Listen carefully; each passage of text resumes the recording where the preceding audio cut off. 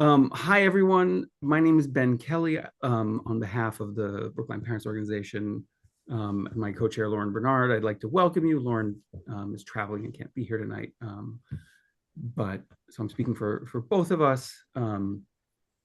So thank you for coming. Tonight is our community conversation about open inquiry in the classroom. Um, and I'll give you a very brief history of the BPO. The BPO is the Brookline Parents Organization, was founded in 2016 by a group of parents who were interested in having like a slightly different kind of voice and connection than was possible with like the limitations of the not-for-profits that are the PTOs, um, in terms of being politically active and also connecting communities across schools.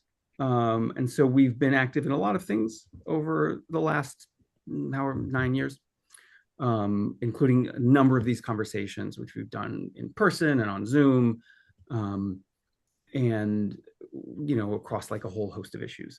Um, so we're very excited to have this conversation tonight because we think this is a super important issue about how do we preserve open inquiry, how do we make sure that um, students can have like meaningful discussions around complicated topics and issues that might be polarizing and difficult. Um, and we think now more than ever this is super important in educating our children to become like fully functioning citizens of our society, our democracy.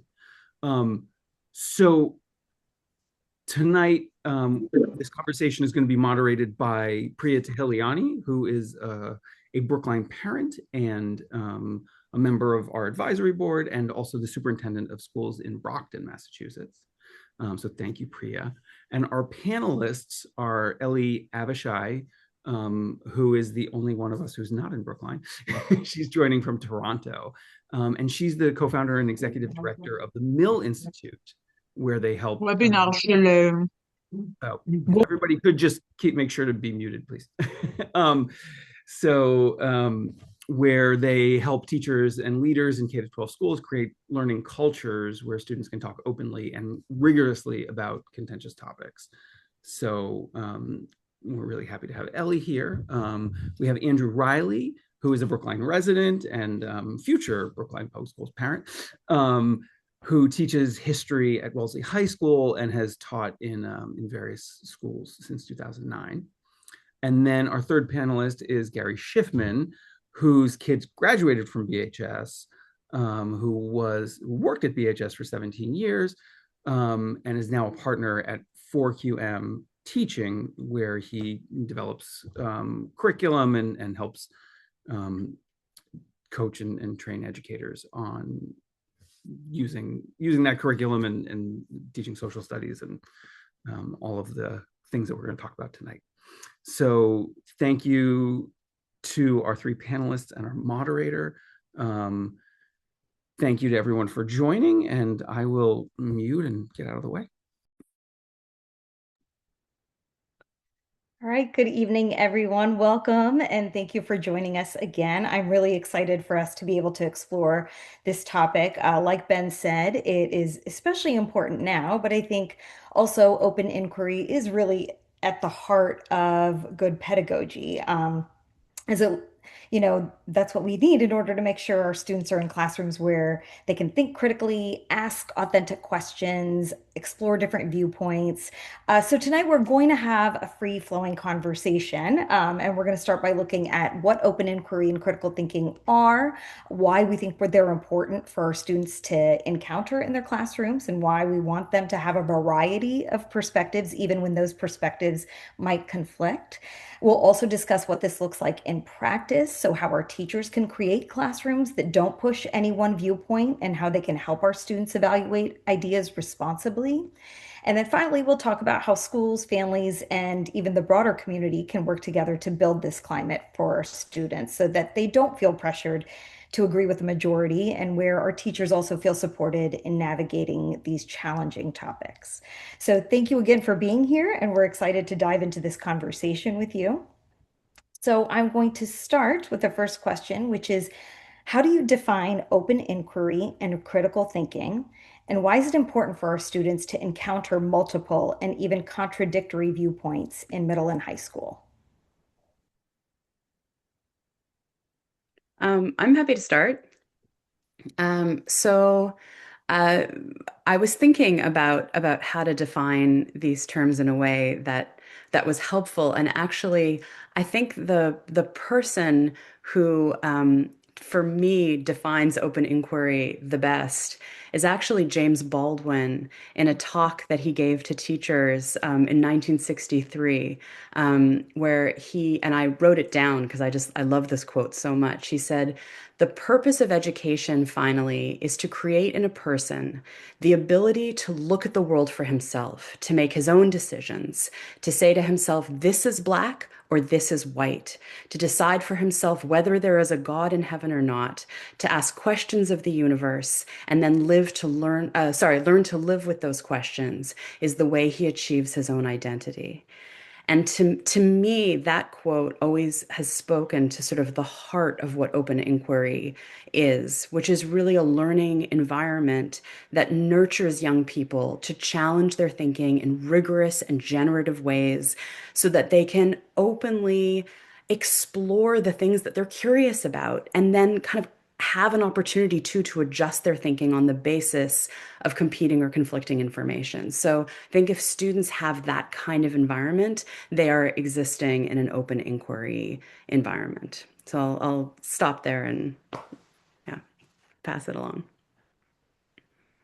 That's pretty good. I guess I'll jump in, and I think of open inquiry, similarly to Ellie, asking questions and asking questions without fear of where they might lead.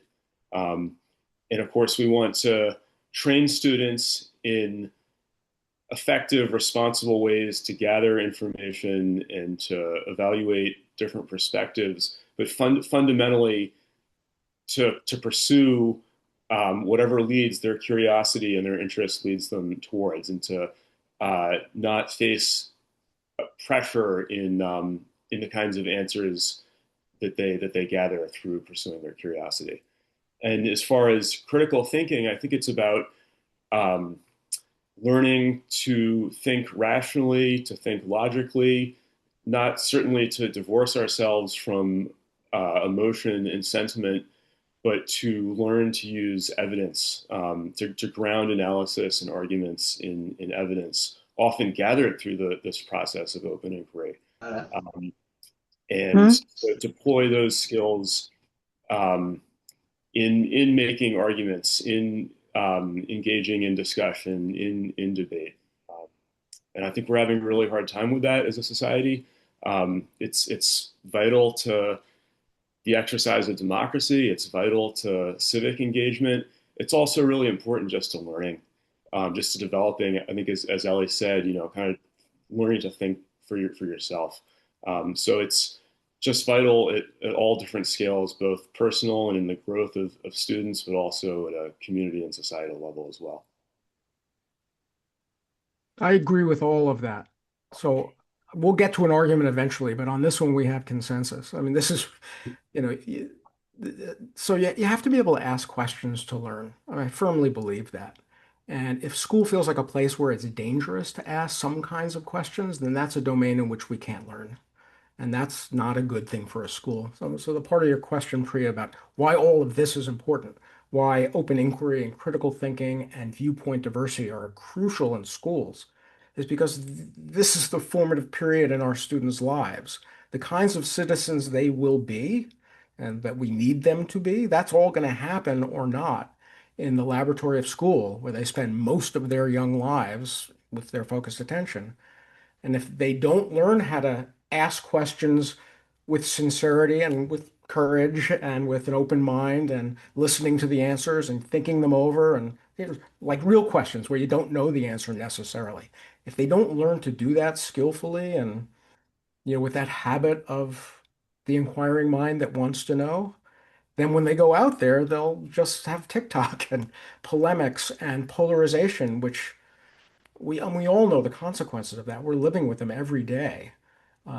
The outcome in our larger society tells us that something has gone wrong, and that it must have gone wrong in school. I think it's a reasonable inference that something in school is not working as it should. Though I will also say it's obvious that the power of the media is extraordinary. And it is, I suppose, possible that we're doing everything right in schools and it's still not enough. But I think there's probably more we can do. So I think this discussion about how you foster open inquiry, critical thinking, viewpoint diversity in schools is an important one. Mm. And what do you think educators can do in order to create a classroom where they promote open inquiry, um, and are able to ensure that they're not just pushing one ideological perspective? Boy, there are a lot of different things that we can and should be doing. I might just start from the with the point that I think as a teacher or anyone in education, uh, I think you need to start from a place of relative humility. And um, while we all should be firmly committed to human rights and democracy, I think fundamentally our job is about helping students learn to think to and to make up their own mind and to ask questions themselves. We are not activists for particular points of view, particular political policies. I think beyond kind of those basics that I mentioned up front, um, you really don't want students to really know what your politics or your positions on a lot of issues are. So I think you need to start there. And then you need to design curriculum and activities that, starting very, very early on. I mean, I'm a high school teacher. I would be completely at sea if I was, teaching elementary school. But you've got to start with activities that uh, train them to be curious, to ask these questions, to engage with each other respectfully. And at some point, maybe we can talk more granularly about what some of those activities might be. But it's a long, important process that grows more and more. You lay the foundations early on, and we're always building on top of that. But always working towards these lodestars of open inquiry and critical thinking. Mm. I'll add a few things. One is that I think it's very important to talk explicitly and directly with students about why it's important for them to engage with ideas that are not their own. And I don't just mean like an idea that might be surprising. I mean ideas that they hate. I mean political ideas that are on the other side of the political spectrum. I mean things that they may even find repugnant. And I don't think it's quite enough to talk about things like open inquiry and viewpoint diversity in the abstract as sort of goods for their own sake. I mean, that's fine. And generally speaking, students will just like any of us will kind of nod along like, yeah, sure, we're supposed to be critical thinkers. We're supposed to be open, inquirers. But I think it's really important to talk with students about why that's important and why it's important for them and their own thinking, right? Because the default I think for some students is to assume that the reason why it's important to engage with ideas that are different from their own is because it's nice, like it's civil. Like we want to be like you don't want to make someone feel bad, so you listen to them.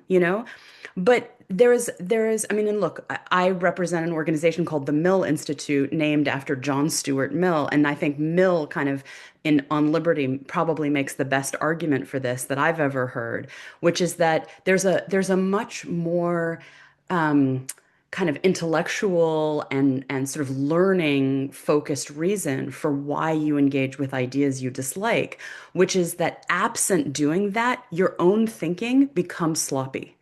You become a lazy thinker if you have never had the opportunity or had the reason to think your way through an argument that is not the one you would make. And because young people are finding themselves increasingly, as Gary mentioned, in these kind of, social media, TikTok bubbles, it's very, very easy for them to just glide through good swaths of their life without ever having to make those arguments. And in fact, we it's kind of a popular idea these days that by being really clear about like where you stand and making and kind of entrenching in your own moral certainty, that there's actually like a moral good in that. But unfortunately, when that's the environment we create in schools, we're actually preventing young people from being able to develop their most rigorous thinking around the very ideas that they care about, right? So we're doing them a huge disservice. And so I think one thing that teachers can do is to talk very explicitly about this and to talk about the impact of echo chambers, intellectual echo chambers on our thinking. Um, so, I mean, I feel like I have like a list like a million miles long, but I'll just do that. I'll just stop with that one. But I think that's really like one of the biggies. I love that. I'm a big Mill fan. So I think there are two levels of the question, what we can do to prepare students. One is at the building level. A school as a whole can create a culture and support a culture that is designed to provoke civil inquiry, civil disagreement and open discussion. But I do think social studies, history classes have a special role to play. And I think that's not just special pleading because that happened to be my subject. It's also because the thing that we're disagreeing about most of the time is politics and society. And the discipline, the subject that has the special responsibility of teaching kids about that, at least at the secondary level, grades 6 through 12, is social studies or history. And the reality is you can't be a skillful thinker without background knowledge. If you don't know anything about politics, you will not be prepared to be a citizen. And it's not just you won't know how to get to the ballot box or what Congress does. It's you won't know what arguments are people making or what those arguments are about. You won't know how to read a newspaper and make any sense of it. You won't be able to see a graph or a chart that presents data and know what it means.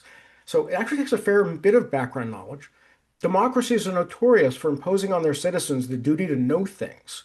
It's much easier to live in a dictatorship where they tell you what to do. So we have to teach kids a lot of stuff about the world and how it works. And then beyond them, I think that there's also, really, really skilled people in the field. Astrophysicists can be skillful thinkers in astrophysics because they know a ton, but they also know the questions to ask and the tools you use to answer those questions.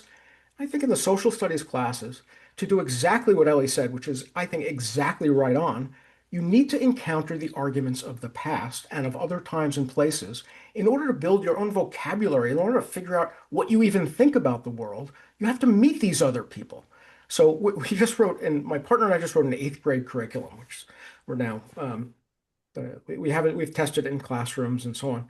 One of the most interesting things is we write what we call question two lessons. In our scheme, question two is what were they thinking?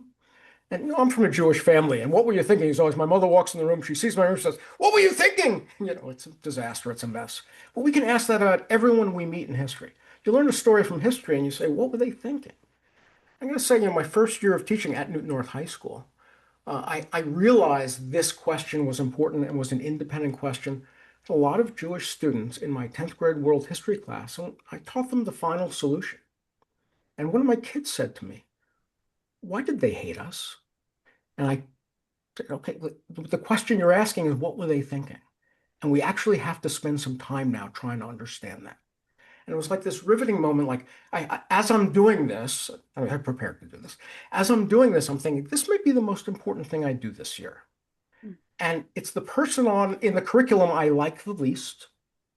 And it may be the most important thing because they have to know the range of possibilities of human thought. They have to know what the world is like. There are people like this.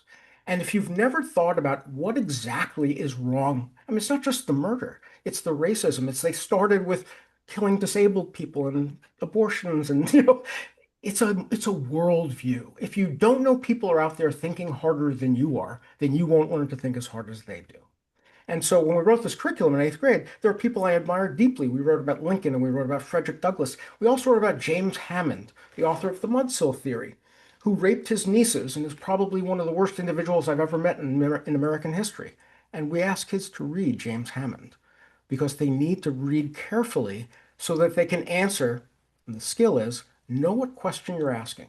The question you're asking is, what were they thinking? Not what do I think?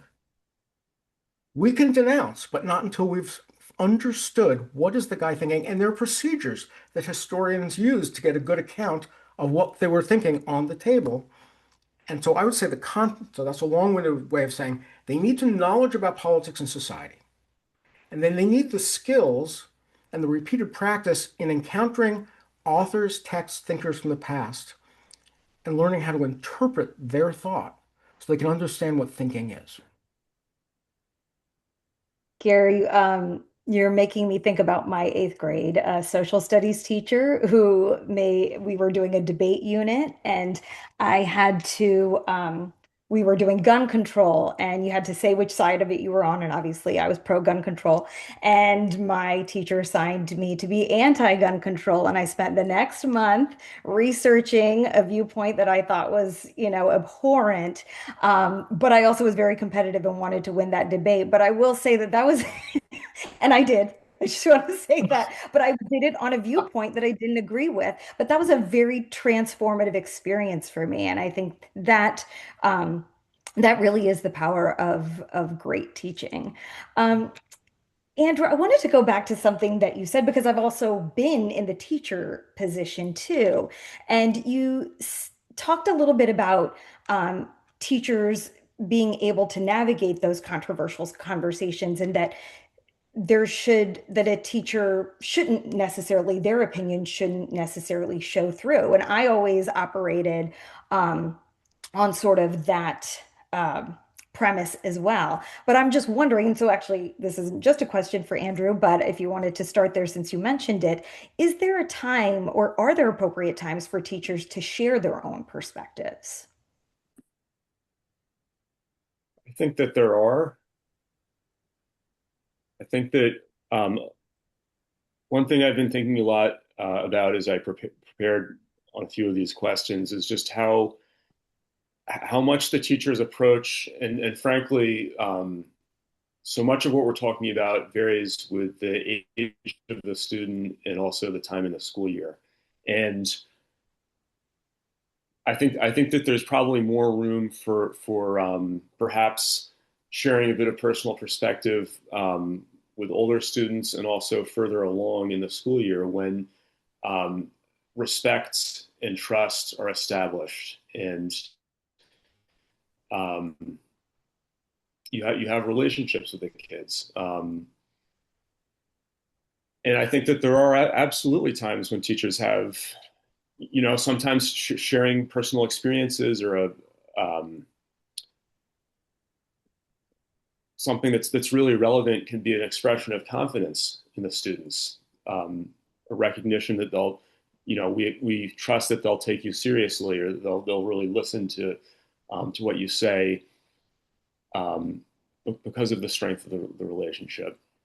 But I do I think it's something that teachers should be cautious about um, because if you and again it's difficult to speak in hypotheticals here. But you do need to be really careful not to alienate students, particularly when it comes to politics.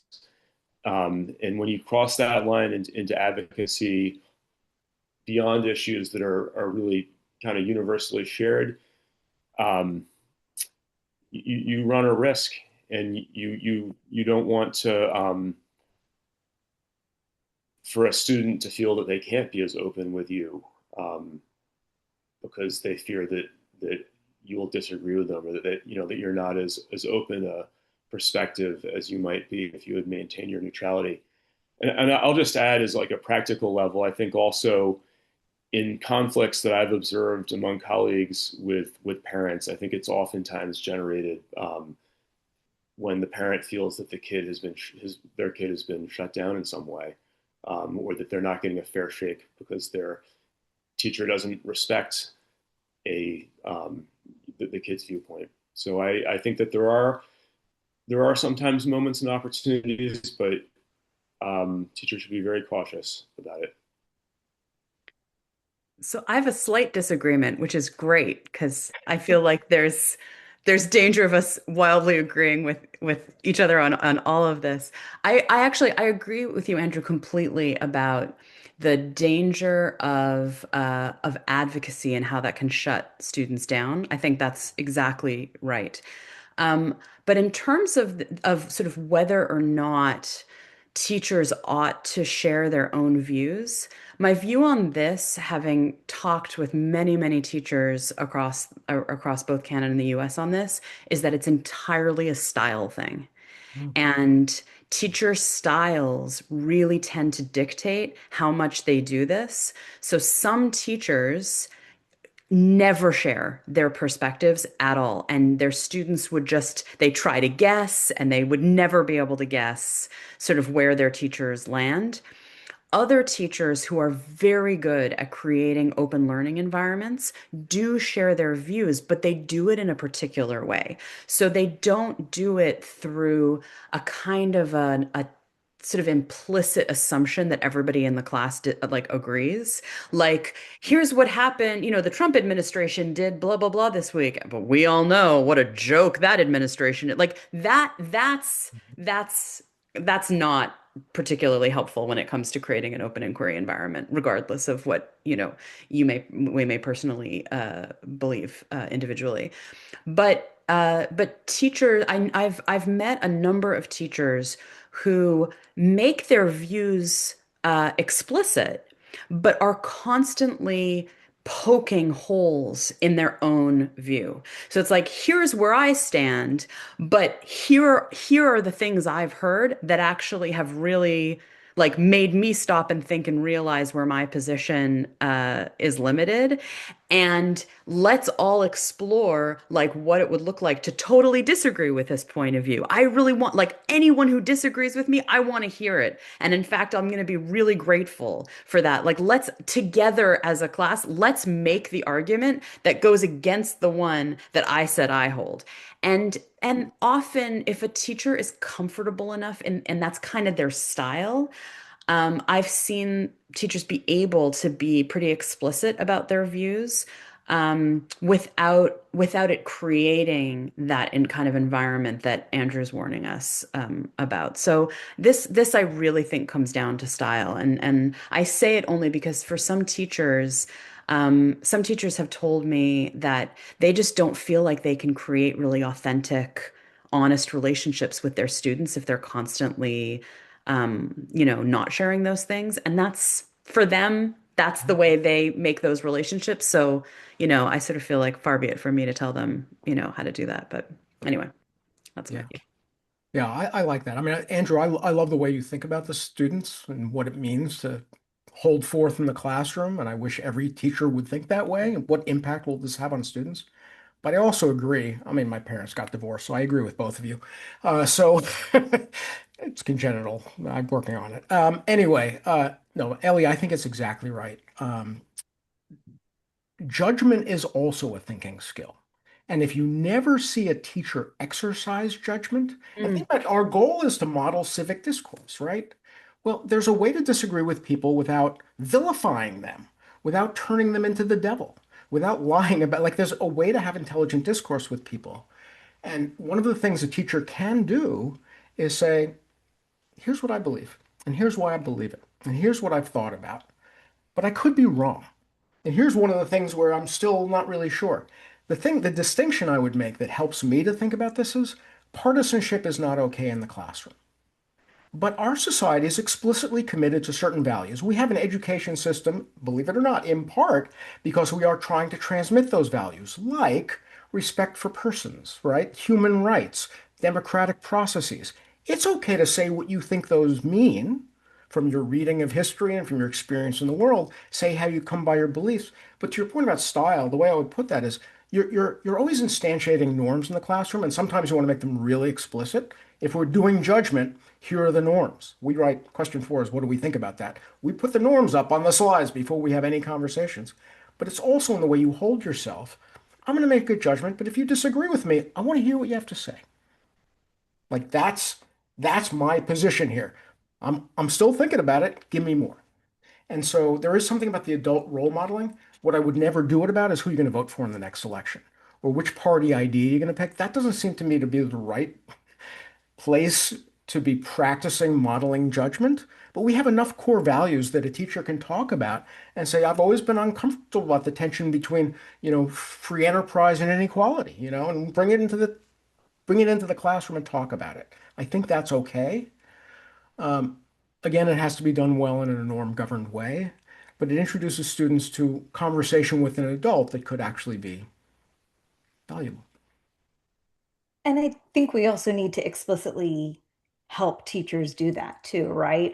Because it is a fine line. And as a parent too, I know that my own child has come home at times knowing that their teacher was judging or that they said the wrong thing or that they were trying to hold a different viewpoint for exactly that reason and not necessarily feeling like it was appreciated or taken in the spirit that it was given. And so I think both viewpoints are really important here because, yes, you're right, it's about style, but we also need to help our teachers to perfect their style to make sure that it's not having an impact that they aren't expecting. Um, and to that point, how can educators ensure that students are seeing the difference between hearing multiple perspectives and legitimizing harmful views?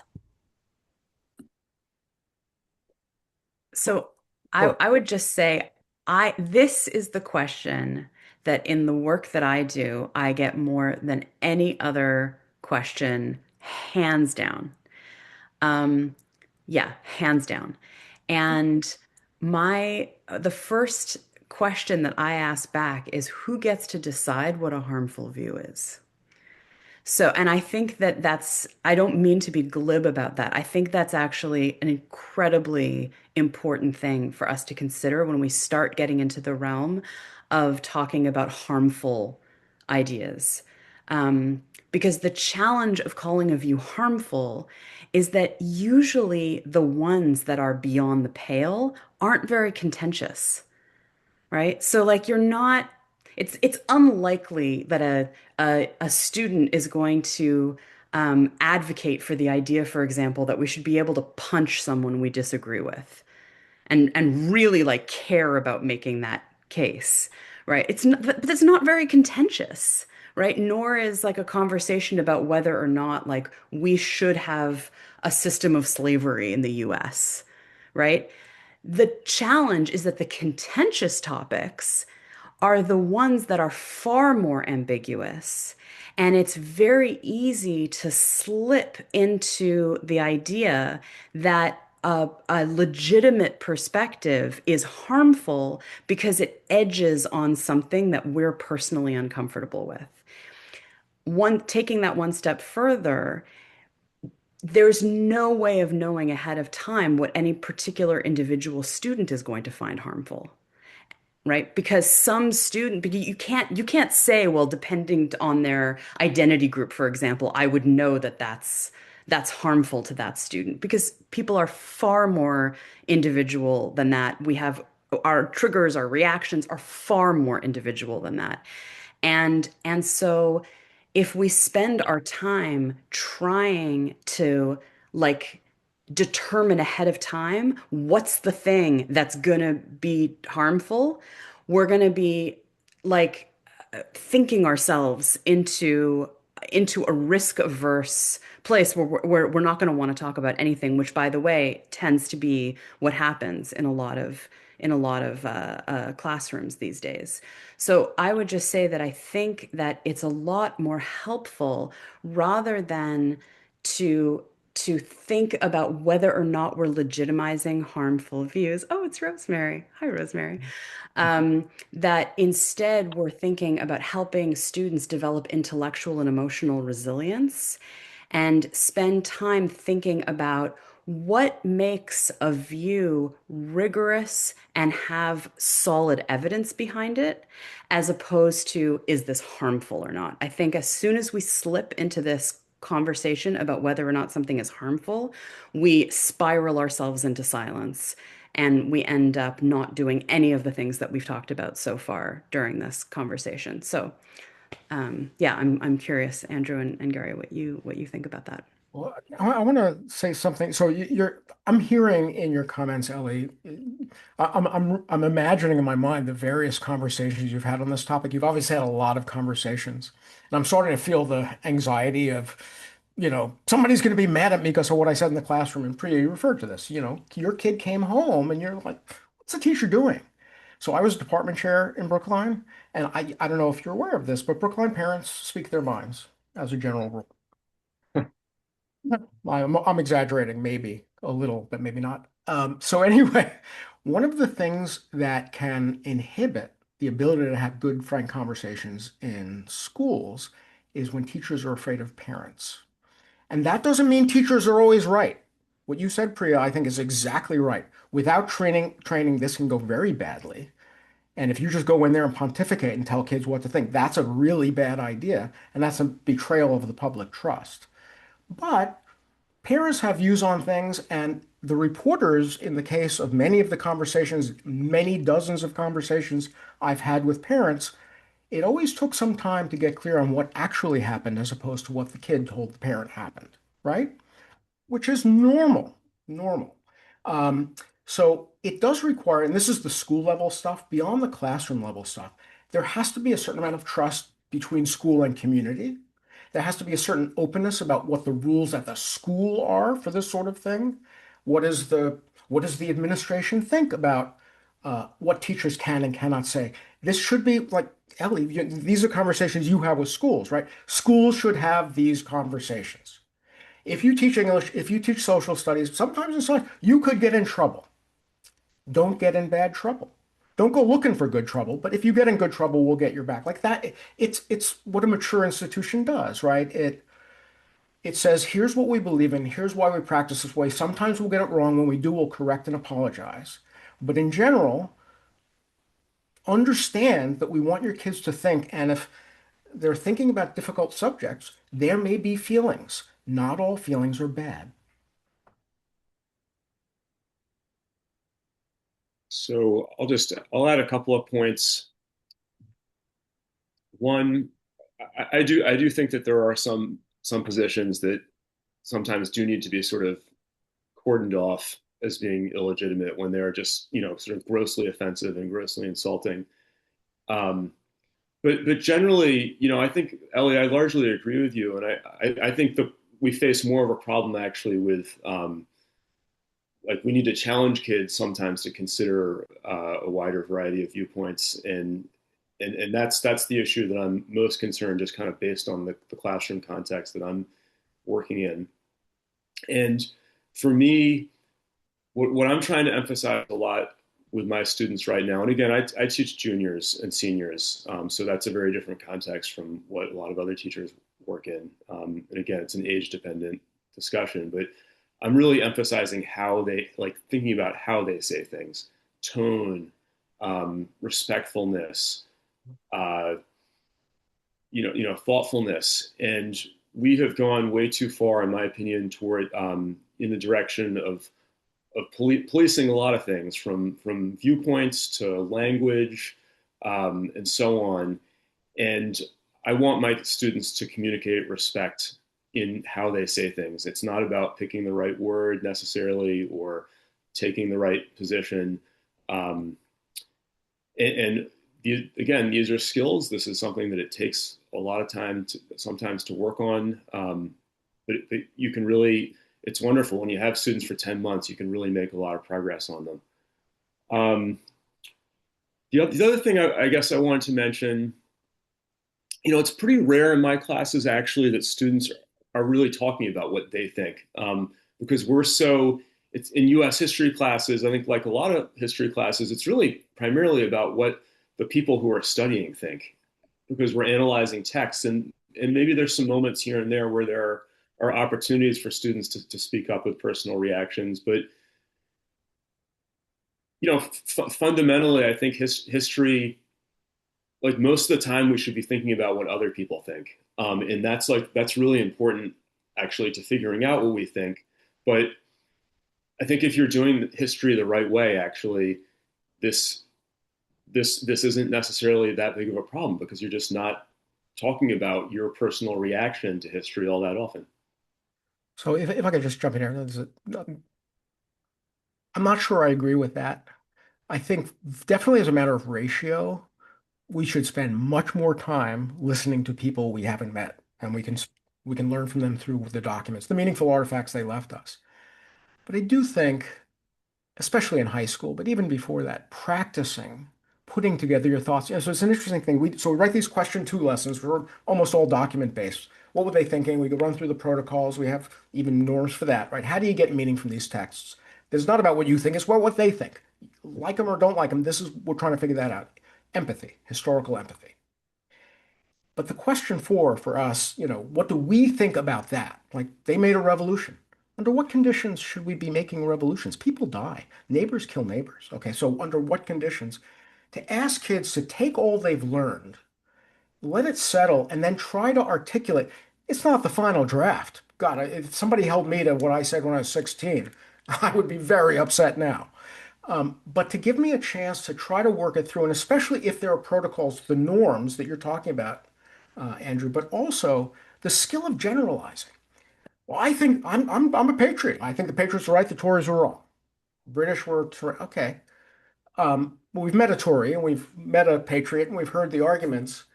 Um, but now I want you to not just react to the personalities. I want you to step back and say, under what conditions? Because that's what adults do. Well, that's what responsible citizens do. It's not all special pleading from my side. And this gets to one of the deepest problems in our society is tribalism, partisanship as an identity. And you know what? I will reveal I'm a registered member of the Democratic Party, and I disagree with the Democratic Party on a range of issues because it's not a tribal affiliation for me. On balance, it's politics. It's the lesser of two evils. But the reality is, I want my positions as a moral agent to reflect some general thinking. In general, I think you should make a revolution when fundamental human rights are at stake, and there's no other way to redress those grievances but through collective violence that aims at a steady peace afterwards. It took me years to get to something like that as a principle, right? But it took a lot of case studies before I finally had enough and say, well, now I've got the Russian Revolution, I got the Chinese Revolution, I got a lot of revolutions to think about.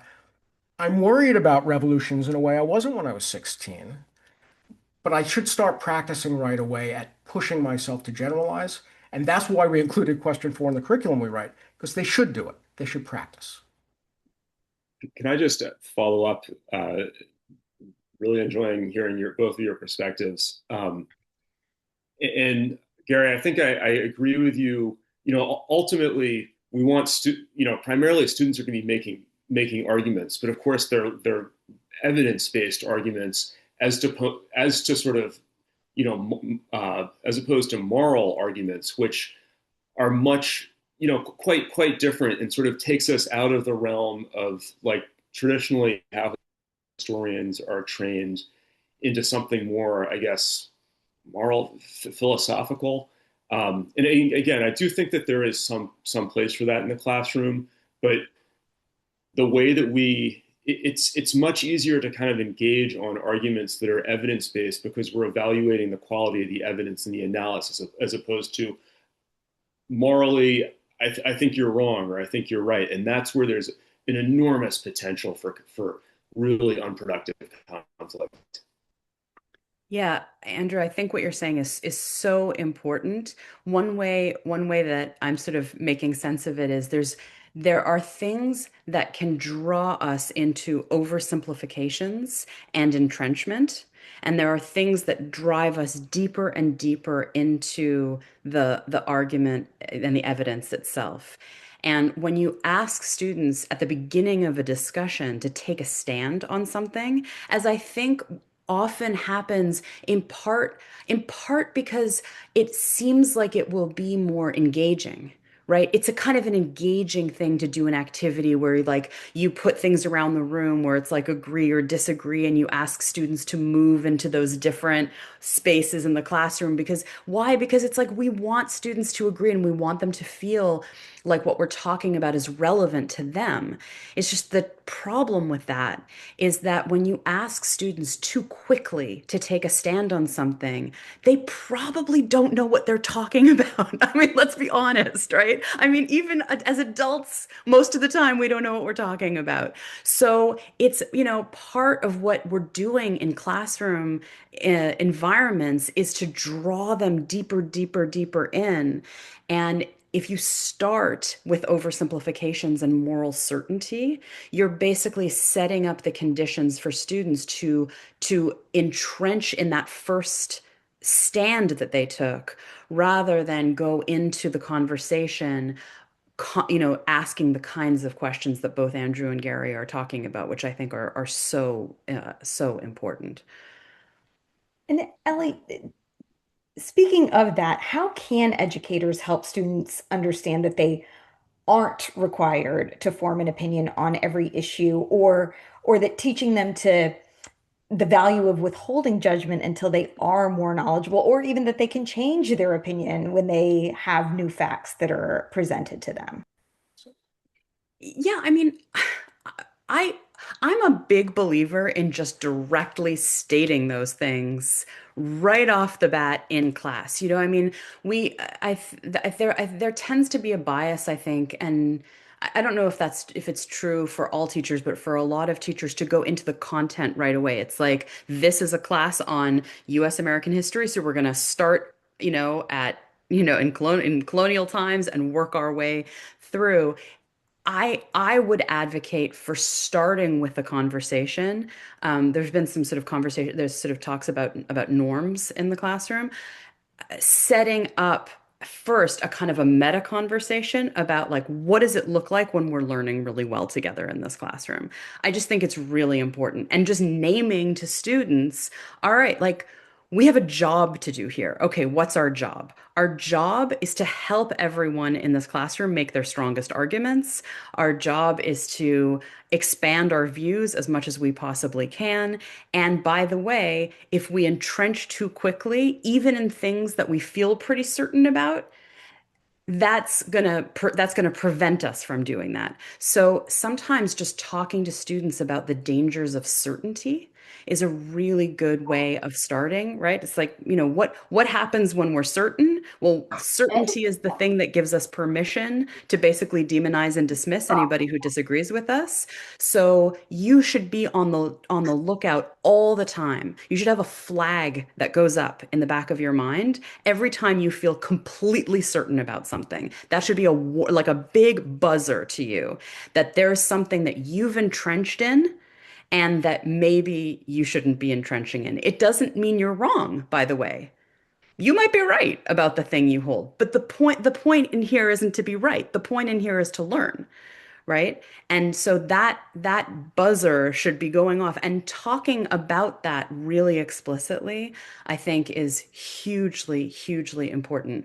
One more thing I'll say that I think is really important to share with students is that it's that I think it's helpful to say at the outset that naming or exploring an idea is not necessarily evidence that you agree with that idea, and disagreeing with something is not necessarily evidence that you are like an advocate for the opposite idea, right? I should be able to say, is it possible that there are times that affirmative action isn't the best policy without being a bigot? Mhm. And helping students understand how common we tend to assume those things and how unhelpful it is for learning, and just saying that explicitly and talking about it with them for a class is really, really helpful to get them kind of in that mindset. I love that. Andrew, Gary, do you have anything to add? Well, I really would second what Ellie said about making the goals of the class and particularly understanding. That's fundamentally what we're interested in I think social science and history classes, making sure that's front and center from day one. And I think you also, you need to be very conscientious and deliberate about training students in particular analytical and research techniques so that they develop routines and habits around all the tools of a historian, and of course detecting bias, looking at credibility, so that just from very very early on that's built into the routines of the class so that um, students just start to habitually question their own well, not just their own assumptions, but the assumptions they might make about someone that they're reading. Something I've started doing actually in my U.S. history classes is so we do a great deal of primary source analysis. I have this technique called a SOAPS note, which is an acronym, and you look at the speaker and the occasion and the audience and so on. And I purposely give them sources where the speaker articulates a point of view that is rather different than what you might assume based on that person's identity. And many of my students will make the assumption based on stereotype, do poorly on the exercise, and have kind of this wake up call. This is like a late September kind of thing. Oh, I need to be really careful about the assumptions I make based on, what someone of this background would be thinking at this particular time. I've got to apply this technique, and I've got to be kind of humble about how I approach understanding these historical actors. So I would just add that, one of the things I really loved doing with my classes was talking about education. And this is a case where, I told them I believed in it and I told them why I believed in it. I also wanted them to understand that it's a novelty that we require 13 years of the lives of young people, consecutive years. And we coop them up in buildings with adults they barely know. And what are we doing here anyway? And I explained that one version of what we're doing is the Enlightenment Project, that all of them have the capacity to begin to think for themselves, but they're going to need knowledge and cultivation to do it. But at the end of it, they can be free in a way they could never be if they did not learn enough to think for themselves. And that this is a great ideal and it's flawed in many ways, and we can argue about it as the Enlightenment thinkers, argued amongst themselves and with the anti-Enlightenment thinkers and so on. But we are doing something important. And it all gets to this. I mean, I'm thinking about your comment, Ellie, that tell them what we're doing and tell them how we're doing it and why we choose to do it this way. We're doing something noble. It's the Enlightenment Project. And I don't think we should be apologetic about that, but we should be open. I mean, it would be ironic if we had endorsed the Enlightenment Project in a dogmatic way, wouldn't it? So we have to say, look, this is what we're here to do. And it's rough around the edges, and maybe it's soft in the core. Let's talk it through. But we're here anyway, so let's do the best version of what the schoolhouse can do. Yeah. So yes, in honor of being explicit, let's make the whole thing as explicit as we can. Yeah. Well said. So, what advice do y'all have for teachers who do fear engaging with controversial topics? And how do you help teachers move through their own discomfort or biases? So I just want to say again on this, we've been doing a lot of work in Texas because there's a high stakes exam and we wrote a curriculum that helps teachers prepare for it. Um, they are, we've met many teachers in Texas who are very worried. Uh, this is the school level stuff. It's not just about a teacher buckling up and learning techniques. A school has to function as a school. Any teacher that needs to create the culture in the classroom independently will fail. Schools work or schools don't work. It's why, by the way, and I know Bob's listening, principals make an enormous difference. Priya, you know this. You hire a principal, that's going to determine a lot about the school that person is in charge of. So schools need to function to support teachers if you want teachers to be models of this kind of civic discourse. So I just want to say that in advance. I've seen a lot of cases where it's not true, and it's very sad. Gary, I couldn't agree with you more. And in fact, that's one of the reasons why the work that we're doing at the Mill Institute is focused more on school culture than anything else because it's a place where in the sort of sort of civil discourse space it's amazing how little exists to support school leaders as opposed to teachers and students. There's a lot of curricular stuff out there. There's a lot of teacher training out there. There's very little to support school leaders, school and district leadership. And yet it's really the whole ball game. So I couldn't agree with you more, Gary. So I might just add a couple of things. One, it goes without saying, obviously, you have to think about how does this topic, like what's the purpose? How does it serve your curriculum? And you never want to take on controversy just for its own sake. And I think a lot of folks, a lot of well-meaning teachers have kind of gotten into trouble over the last few years when some big event has happened in the world and they want to talk about it the next day because like we have to talk about it. We can't be good social studies teachers and not talk about it.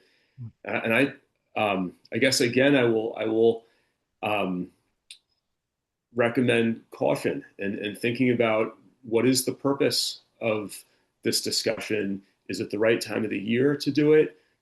You know, you're training students for the long haul. It's not your job to make sense of current events for them. And I absolutely think that there is a place for current events in the curriculum. And sometimes it does make sense to tackle what's going on, but you need to really think about it deliberately and be careful about it. And you make sure that you've got some structures to help students work with it, that it's not just going to be kind of something that's pulled together really quickly and sloppily. Uh, and have confidence in the and be deliberate and have confidence in your long-term curriculum. There will be opportunities to work these things in, but be deliberate about when you do. The other thing I would say, for me anyways, it takes time. I wasn't ready in my first few years as a teacher to take on some of the things that I do now, and I've just grown more confident as I've gotten older and have had experiences that have built up my comfort with certain topics.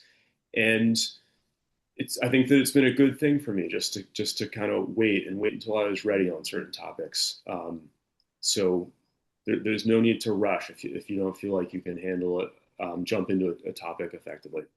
And if you still want to, you can always hopefully you can ask some other people at your school to help you with it. Mm-hmm.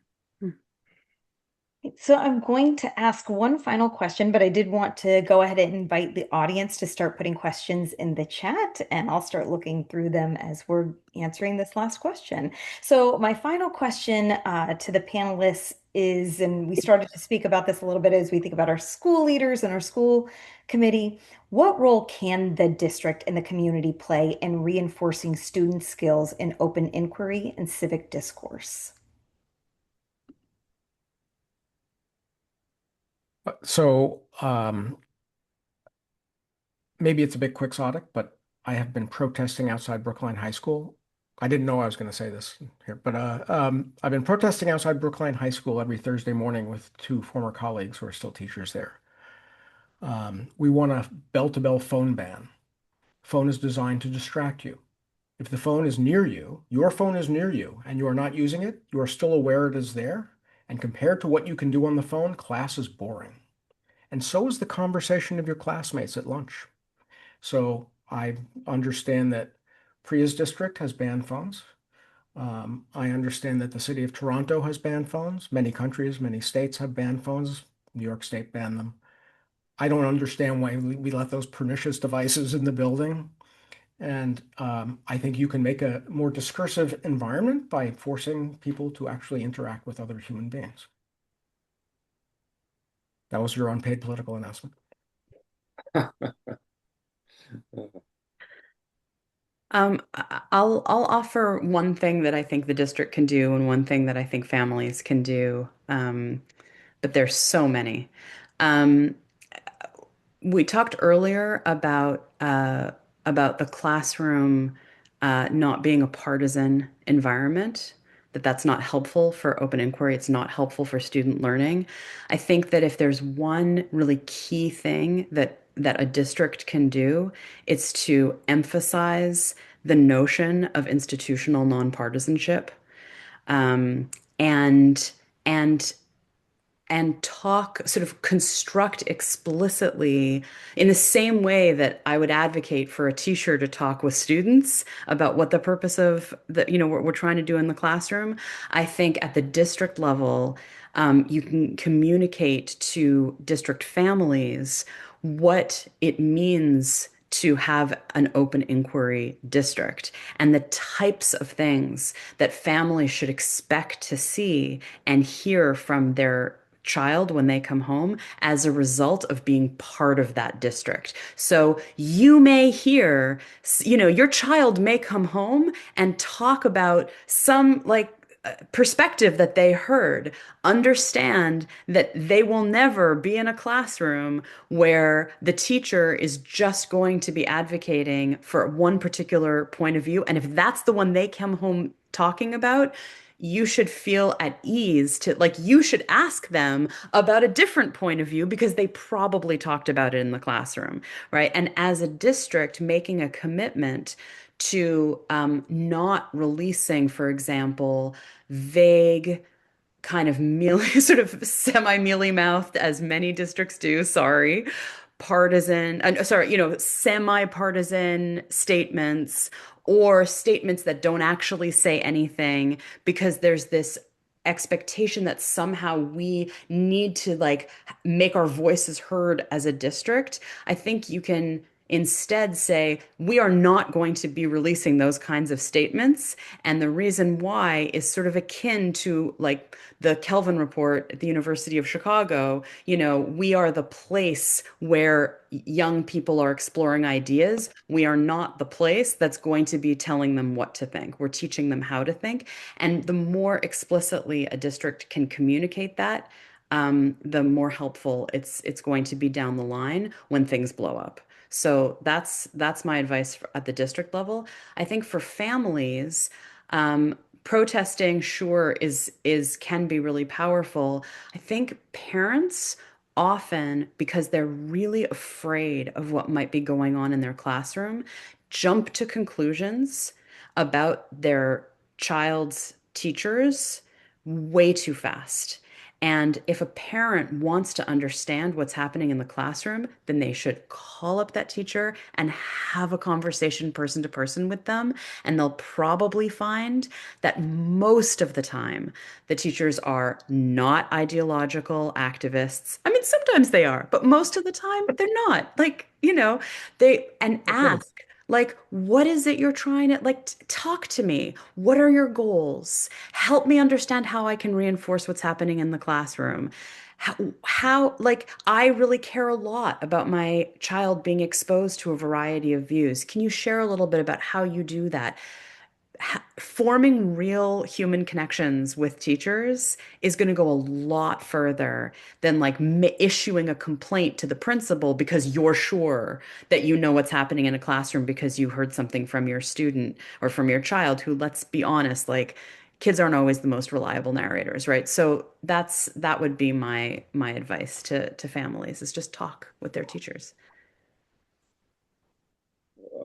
Everything I'm hearing sounds good to me. And I think that just like robust endorsements by administrators of the value of open inquiry and reinforcement directly to teachers and modeling the pursuit of open inquiry in discussions, between administrators and faculty, so that we can see that those values are emphasized in practice as well as in the abstract. Thank you all right, so I'm going to start to turn to some of the questions from the chat, and one of them is, what role do teacher unions play in shaping discourse in the classroom? That sounds like a kind of a politics question. I'm tempted to say I feel about my union the way I feel about the Democratic Party, which is that I was a member, but I didn't agree with all his positions. So, I mean, to Ola's point in the chat, I can see the union's wrong about reading education. It should not be up to a teacher to decide, I want to teach kids to read wrong. If scientific advance is made and we know how kids learn to read and we know good programs and bad programs, it's not okay to prefer a bad one. So, I mean, I'm happy that our school committee is doing the right thing on that. But the unions weigh in at the state level on educational policy. Mixed feelings about that, because I think the main goal of unions is to make conditions and wages for teachers better, so the profession will be more attractive, so the most ambitious people in society do the most important job in society, which is educating young people. And I believe in that very strongly and was committed to unions for that reason. But a lot of the policy stuff, it's politics. You know, I don't know I've never met a teacher who said, I'm going to go in and teach today whatever the union tells me. I certainly never met any of those teachers in Brookline. They wouldn't do what anyone told them, so they're certainly not doing what the union told them. I can't speak to Brookline specifically, but I agree largely with Gary. I love what the WEA does in terms of collective bargaining in Wellesley. I'm very grateful to some of the gains we've made. Got a longer parental leave just a couple of years ago, right in time for my kid to be born. It's really wonderful. Um, but I'm not interested in really anything that the union has to say about what I should be teaching in the classroom, and I'm not interested in I want to develop my curriculum myself in consultation with my coworkers. So I don't see really much. I would hope that there's not much need really for the union to be involved in developing curriculum and what's going on in the classroom. And I would ask teachers who are interested in kind of bringing it in some way, why? What do you need help? And if so, that's completely reasonable. But it seems to me that there are other places where that help should be coming from. Yeah, I mean, the only thing I would say about unions uh, is they can be very powerful when it comes to determining the kind of professional development that a lot of teachers get. Um, the more ideologically pre-committed the union is, the more ideologically pre-committed a lot of the PD will be. I think that's a bad thing. I'll leave it at that. Yes. And I'll just say from a superintendent's perspective, Ellie, when you were talking about some of that district messaging that should come out about how we're teaching our students and about the messaging that is going to come out or not going to come out from us and why. Um, I know one of the things that has been helpful to me is in any message I put out is if I have the support or even the co-signing of the union. So if that's at least if we can agree on that ideology of the fact that we want that open discourse, if that can be communicated from district leadership and union leadership together, I think that that's Absolutely. always really powerful. Yeah.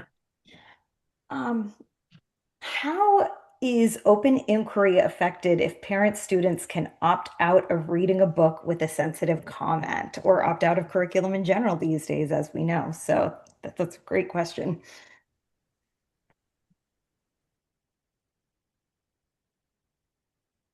So nobody wants this one, Mary.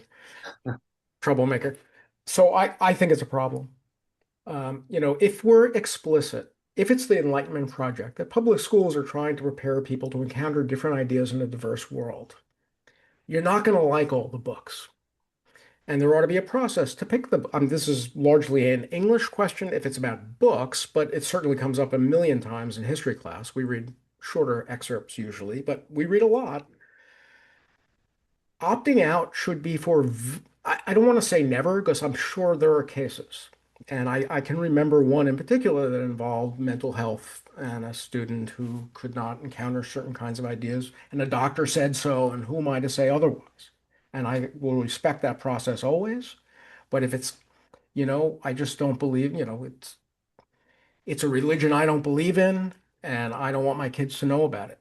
Sorry, that's not what we're doing here, not in public school. That's not what we're doing. And we're not shilling for religions, right? We're not trying to convert anybody, but we're also not closing off the opportunity to learn. I I agree. agree. I'm lucky not to have encountered this problem yet, but I don't think I had much to add to Gary's point. Right. Bob Miller actually talked about this from the perspective of a science teacher and the fact that we know that we learn and evolve in our knowledge.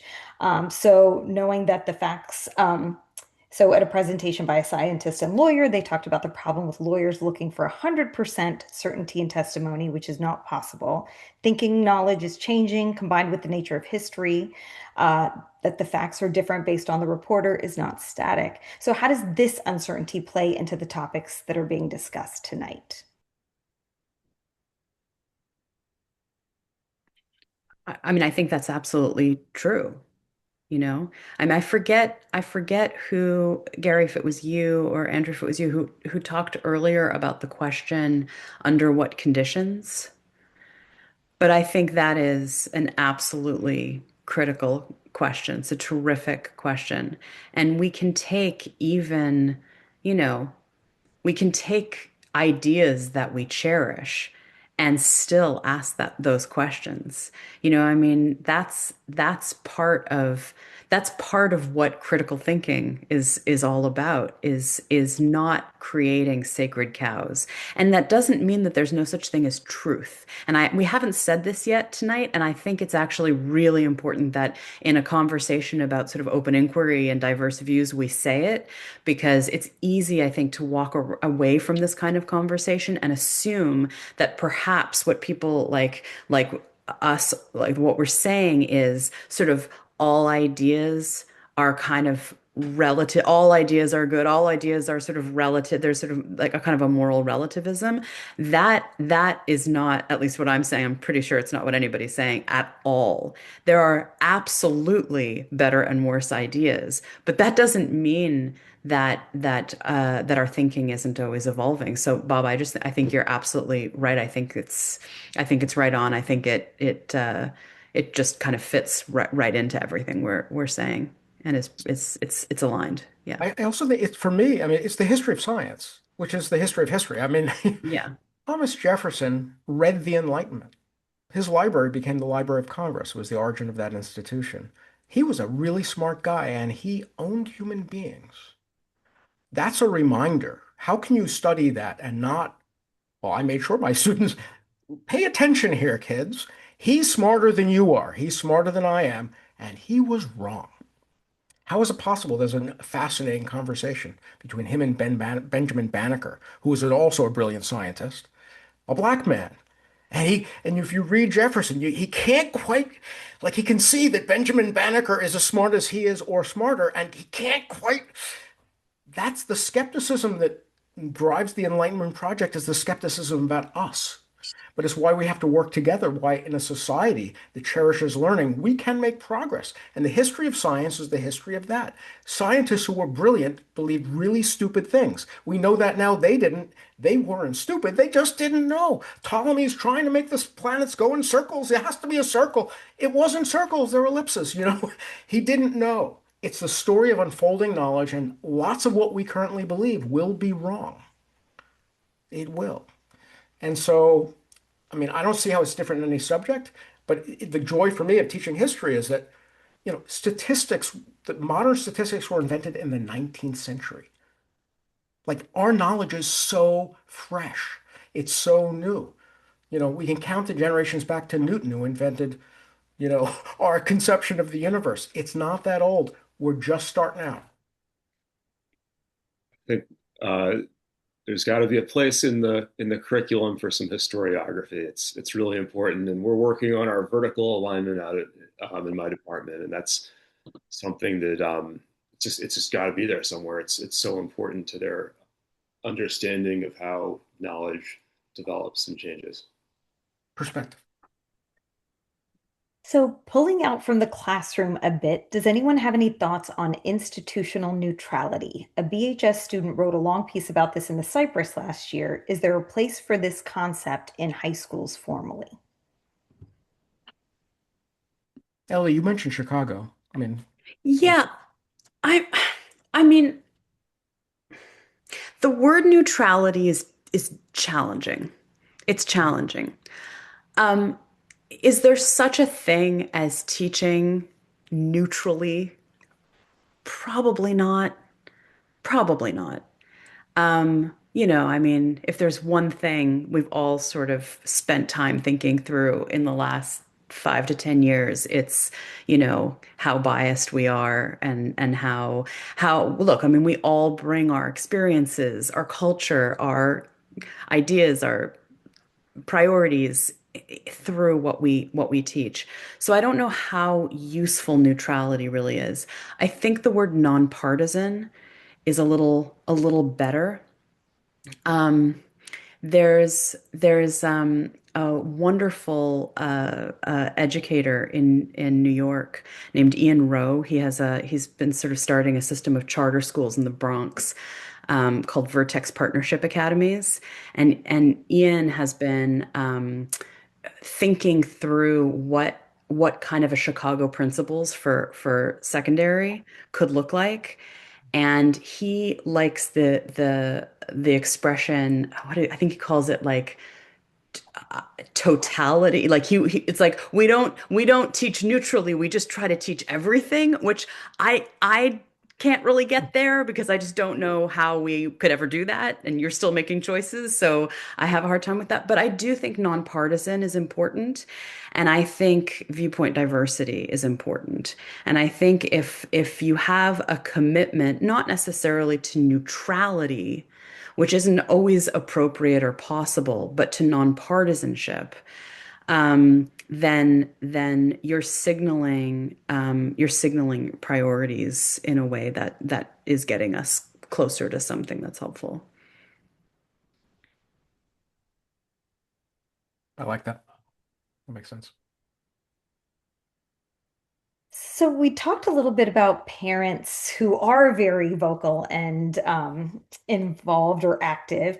What do we do when there are parents who either don't have any obvious lines of communication with their teachers, because we were talking about contacting your teachers to engage in that conversation, or if there are parents who are actually concerned about bringing something up for fear of retaliation?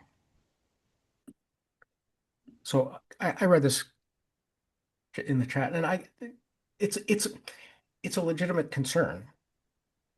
I often had the impression as department chair that there were parents who were well practiced in exercising voice. They called a lot. But I also had the impression, just sometimes by conversations in other venues, there are people who want to call but don't. And I'm well aware that both things are happening all the time. And then people call once in a while when something really comes up.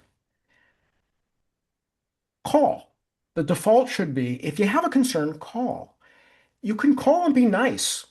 When parents would call and be nice, I talked to them for a long time. I enjoyed it. They care about their kid, and I actually cared about their kid too. And so did the teacher in the vast majority of cases.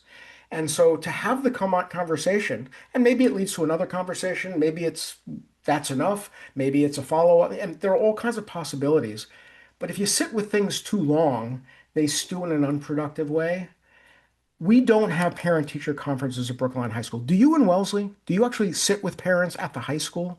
No, we don't. No. So we did it in Newton North, by the way, when I was there, and I have to say it was a bit of a fiasco because there were sign-up sheets and parents would cheat. They go to the sign-up sheet and erase people's names and put their name instead. No kidding. So they eventually went electronic and locked that down, but I was there back in the day. So those are the same parents who called a lot. So um, so we don't have parent-teacher conferences, but there's always someone to call. I think the best thing to do is to call the teacher first, but there are Yeah, department chairs, there are deans, call the vice principal or principal. Start with the teacher is generally the best practice. But if like any human conversation, if you approach with a spirit of inquiry, my guess is it will most 99% of the time go well. I completely agree. And I remember getting really good advice from a department chair earlier in my career about, uh, get off of email, talk to the person on the phone because there's so much potential for misinterpretation or just kind of reading tone into email. Humans have evolved to Yeah. talk in real time, get there as fast as you can. agreed. All All right, great. So a final question is from our school committee member, Bob Weintraub. And it is, what do we do when freshmen at Columbia University tell their humanities professor that they can't read a book a week or a book every other week? What does this mean for the conversation we're having tonight?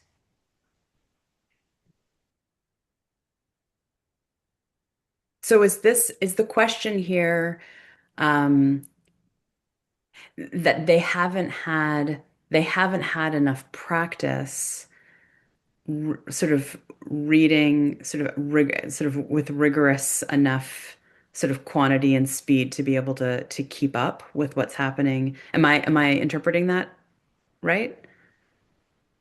I don't know. Maybe Robert can. I think the implication is they're out of the habit of reading, Yeah, out of yeah. practice. I mean, or maybe, I was reading that article about the Harvard students who aren't going to class because they want to spend all their time doing their extracurriculars because they think that social networking is worth more than the learning they're going to get out of their classes to their future careers. And so I'd say a couple things. One, what Ellie said earlier about um, talking about the goals of your class and well, in history, understanding, putting that front and center, being very deliberate about why we're doing what we're doing, to hopefully persuade students that these readings are really important towards our intellectual goals and intellectual growth. So that's number one. You've got to talk about the values that are at stake and the intellectual growth that's at stake.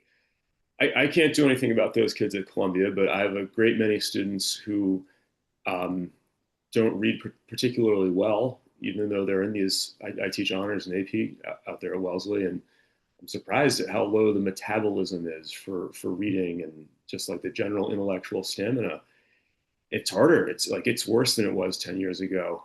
Yeah. And I wrote this essay a couple weeks ago, pulling together some things that I've been thinking about like there is a certain relentlessness that is required right now, unfortunately, I think, to be an effective teacher in the humanities, at least, where you can't give in to students who want to do less. You must, um, you have to. There are a lot of different things, a lot of different tools that we have at our disposal. One is talking about the values. Another is the grades, because they are very, very, in places like Brookline and Wellesley, most students, maybe not all, but many of them are motivated by grades. The richness of the experience itself, the sense of accomplishment and growth that they begin to get after a quarter or two. All these things are really important. Uh, but I think, again, in the humanities, texts, reading, writing, this is the heart of what we do. And anyone um, who thinks that those things are out of date in 2025 because of AI or something, I'm afraid I just completely disagree with. And so I think that as hard as it is, we've just got to use every tool that we have at our disposal to maintain and frankly rebuild some of the standards that have been lost over the last 10 years. I agree, and I have a practical suggestion, which is when we're done banning phones, we should put away all the Chromebooks and laptops. So we have a site, Bristol, Connecticut is trying our curriculum. All the teachers in the middle school are using it. And I went around with the district leader and we went to every single classroom. I saw classrooms that had teachers using our materials on paper as we intended. Everything's on paper, it's reading and writing and talking. Reading, writing, and talking is our basic format. And then I saw classes that had adapted with Chromebooks. And it was interesting. I had seen Chromebooks before, and you can watch kids chat and text message and do all kinds of things. These kids were actually all kind of on task, but they were all in a different place. And it was really hard to read. I was reading over shoulders with kids. Reading on a screen doesn't really work. It just doesn't really work. School is already chaotic enough. When you're with teenagers, there are all the teenagers around you. That's already very distracting. You don't need a screen too. What you need is a text that doesn't move around and a pen and a piece of paper to write on the text and next to the text. And then you need to turn to the person next to you and talk to them about it and then talk with the whole class. And it really does come down to that. And the screens, there's so much enthusiasm in the world of education. We got to teach kids AI as if teachers know, as if AI isn't designed to make people idiots and then have them dependent on the device. It's not complicated, right? So we don't need to teach them AI. We need to teach them to read and write and think. And that's enough to do. Get the screens out of the system. The classes I saw that were all paper were so much better than the classes that had screens. There was some teacher dependence there. The better teachers were without the screens, in my opinion, but you could see the difference in the level of distraction just from the student point of view. Mm, We're coming for them next after the phones. Yeah, I mean, I went to Newton North from I think 91 to 95, and I'm pretty sure we read about 12 books a year in English, two Shakespeare's, and then another 10 novels. Um, Now students are, I'm not sure what it's like in Brookline and Wellesley. In Toronto public schools, it's more like four if it's a rigorous class. Um, that's a huge loss. But just because that's what young people are used to, and just because they're used to consuming, there's a challenge when you're used to consuming information in very small, bite-sized, not just bite-sized pieces, but in the middle of a story. It's like a TikTok is not a narrative, right? A TikTok is just sort of the middle of something. So there's a lot of information, whether it's news related or just fun or just random shapes and, like cat videos, whatever it is. It's like little pieces of information that's disconnected from everything around it. When you read a novel, you have to kind of create this arc of context, which is the part that I think is it's not it's hard. It's work to do that. Um, and I just think like read with your kids. I mean, it's a really old-fashioned thing to say, but I mean, I've got an 11-year-old and a 13-year-old. We just finished Animal Farm together. My 11-year-old, when we started it, was like, "Oh, Mom, I totally know what's going to happen." And I was like, "Oh, really? What's going to happen?" He's like, "Obviously, the good guys win. Napoleon's going to get taken down." And I was like, "Oh, we'll see." And he was shocked. He's like, "What? The good guys didn't win in this one?" I mean, do everything you can to develop that rigor wherever you can. Just read narrative with your kids. Yeah.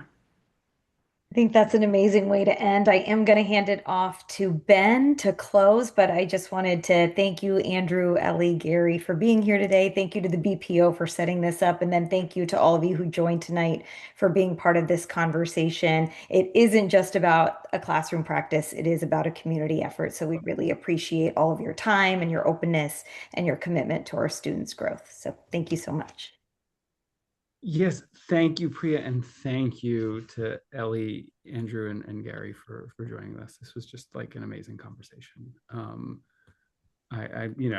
People can see Ola's comment in the chat about her son was listening, saying, "Man, I wish we had this discussion in our class. I feel like I want to make my 14-year-old watch this because you guys, just talked you hit so many different points about all of this and so many key pieces. Whatever, I'm not going to go into more detail than that. Everybody's here. But thank you again. Thank you everybody for joining us. This was a really great conversation. We're going to be having an in-person meeting.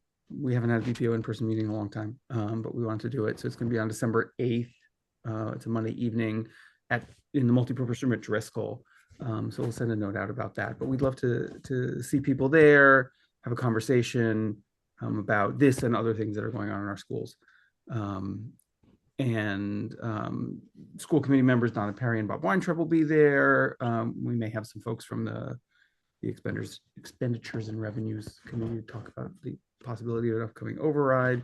So it should be an interesting discussion. And we've got some other events in the works, nothing firm enough for me to give you a date or a topic now, but I think from a lot of conversations, what Gary's talking about with phones and computers in the school, I know for myself and a lot of other parents is a big concern, and hopefully we'll be able to talk about that in the future. So thank you again, all of you, for doing this. This was really great. Thank you so much. Thanks for inviting us. It was a pleasure. Thanks a lot. Yeah, thanks. All right.